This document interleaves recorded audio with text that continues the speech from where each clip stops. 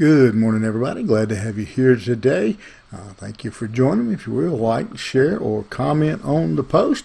And then pick up with me in the book of Ephesians, the 3rd chapter, and the 17th verse. And we're picking up in the middle of a sentence, just kind of break down the thoughts here, as Paul has told us in verse 14, for this reason I bow my knees before the Father.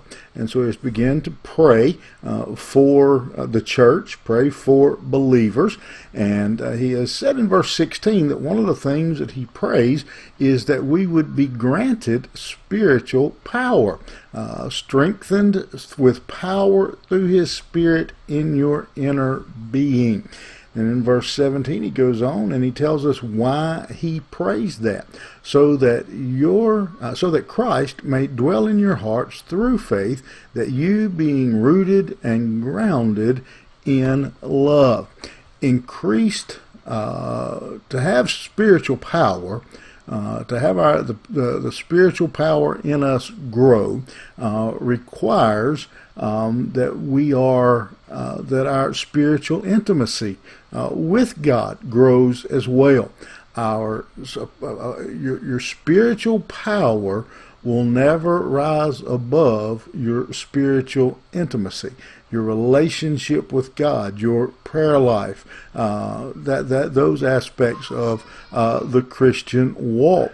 And so he prays here that according to the riches of Christ, you may be granted strengthened with power, so that Christ may dwell in your hearts through faith, that you, being rooted and grounded in love. And so to have that spiritual power he was talking about in verse 16, now in verse 17 he says, so that Christ may dwell in your hearts. They go hand in hand. And again, he's not talking here, don't misunderstand, he's not praying that people here would be saved. He's already writing to the saved. What he's saying to the saved is that he wants Christ to have a place in our life, to have to be comfortable in our life. The word dwell that is used there literally means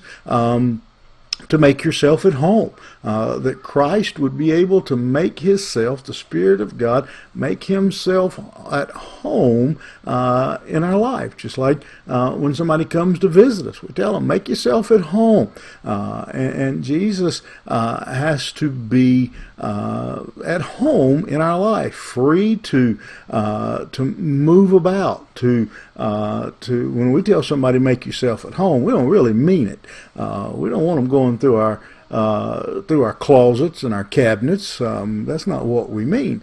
But it is what it means here. It means that we allow Christ to go through our life, to go through those hidden places, those things that we would really rather not talk about, that he's able to rummage around, root around, dig through, and see what's in our life that needs to be removed, show us what needs to be cleaned up, what needs to be changed, what needs to be added.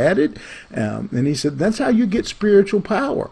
That spiritual power that he discussed in verse 16 comes about when we allow Christ to be at home in our heart, to dwell, again, to clean out the closets, to clean out the drawers, to clean out the cabinets, anything that is in our life that needs to be taken care of. And the important thing, and we've all seen this in our own life, it's so easy to go into someone else's home and spot maybe a bad place in the paint, or a bad piece of furniture or something. But when you live in that home and you see it every day, you tend to overlook it. Well, the same thing happens in our life. If we rely on just our own instincts, we get comfortable with who we are. We get comfortable with the life we're living. We get comfortable with the vocabulary we use. We get comfortable with the places we go, the people we associate with.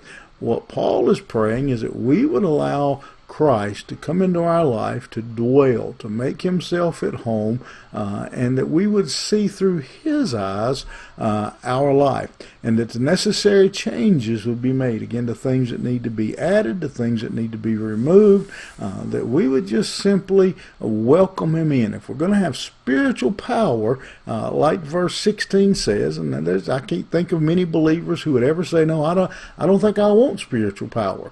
Well, if you want spiritual power, he says the way you get that is directly proportionate to how much you allow Christ to come in and dwell. Have we made him at home in our life? Is he free to show us and to expose us the realities of our life, the things that he disapproves of in our life? Will we allow Jesus today to come in and dwell in our heart?